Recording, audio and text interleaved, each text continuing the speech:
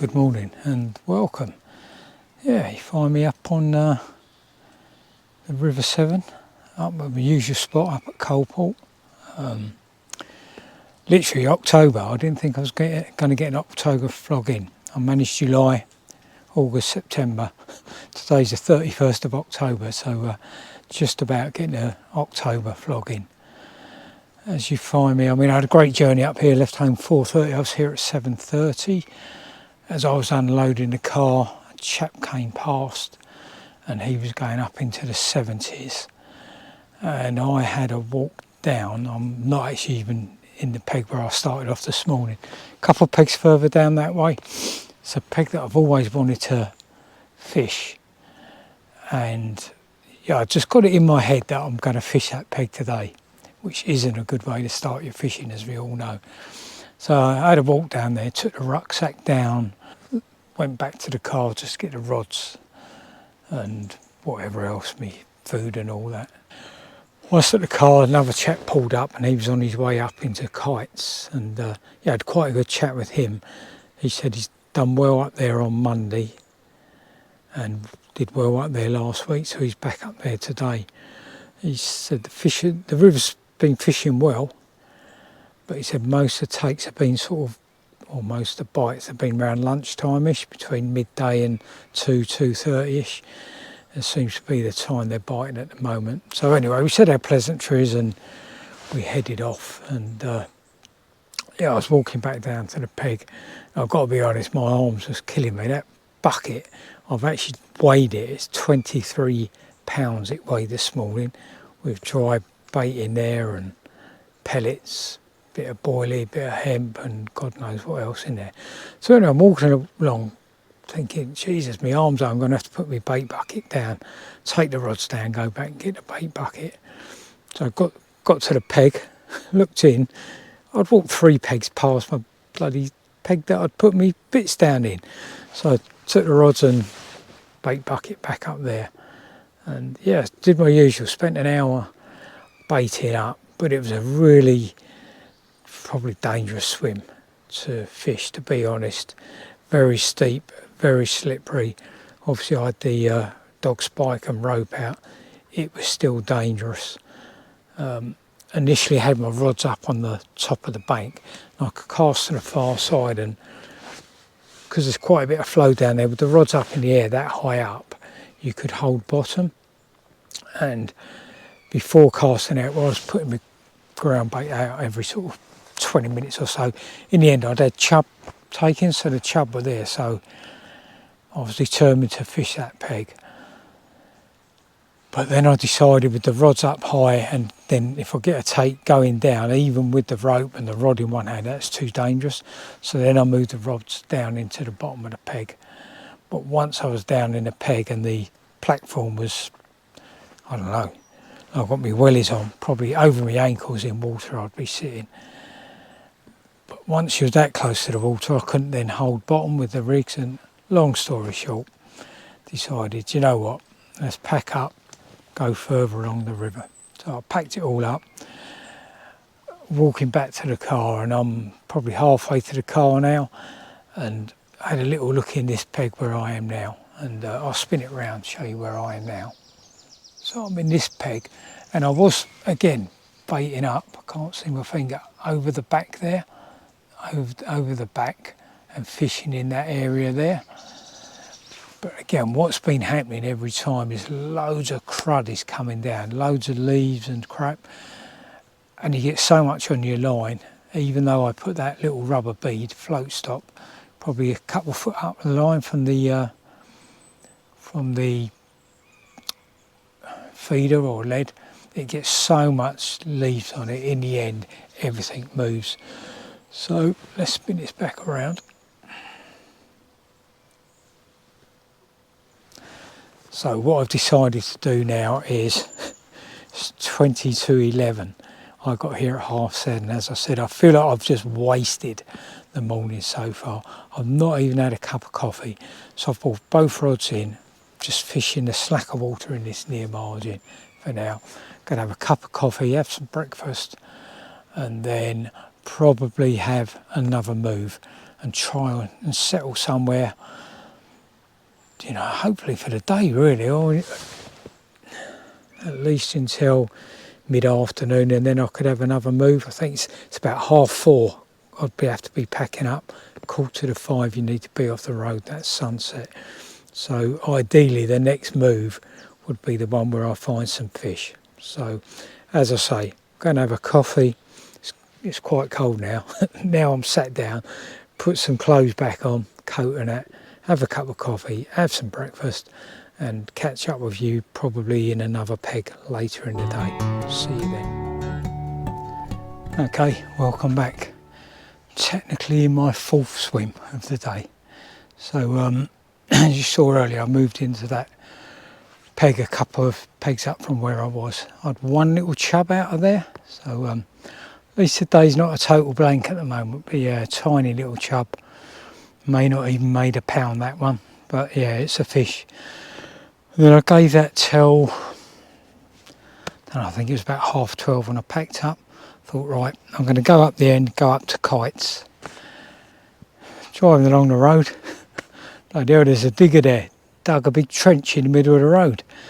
So anyone up that end couldn't get out, and anyone this end couldn't get up. So that was the end of that plan. And I think by the time that had happened, I looked at the watch, it was 1 o'clock. And I just thought, wow, is this telling me something? Am I meant to be going home today? Should I not be here? And I thought, do you know what? I'm just going to call it a day and go home. And as I was driving down the road, I probably a mile coming back upstream. And I thought, you know, it's stupid going home. I've got 2 hours. Let's just drop in a peg, another peg that I've wanted to fish before. I've never fished any of these first pegs down this end, and see how we get on. So that's where I am. I pulled up and there's a couple of cars in the car park. So I've walked down again, another one of those, walked down a steep hill and went along, just along there, had a look. I mean, you could see somebody had been in there at some point today because there was some pellet and stuff in the water. So that wasn't a good sign. I thought someone's been here and moved already. So didn't put a rod out. Walked down to where I currently am. There was a guy called Kirk in here. Chatted to him and he said I can't remember if he said he'd had 2 chub or 2 barbel, or a chub and a barbel. He'd had 2 fish today anyway. And he said, and he was still getting knocks. And his mate Matt, who was along in the next swim, hadn't had anything. So I said, right, well, I'm just going to plot up in there. He said, he's only probably given it another hour. So he comes see me when he goes, if I've not had anything, drop into this peg. So I literally just cast 1 rod out. I thought, let's just get 1 rod out. And in that, he was in my peg saying, oh, we're going down the pub now, we're going home. So quickly wound that in, moved into here. He gave me a bit of his leftover meat. I'm struggling to keep meat on the hook today for some reason. I don't know if it's a dodgy can or whatever, but yeah, 1 little tap and it goes. So he's given me the leftover of his meats, some of his scalded down pellets. So that's what I like on this stretch and this club. Everyone's always really friendly with you. I think that's the 3rd time someone's given me their leftover bait. And yeah, I would do the same if someone was setting up when I was going home. So yeah, it's nice like that. And everyone I've met today, so 4 people I've spoken to, all 4 of them watch my videos. So that's really good.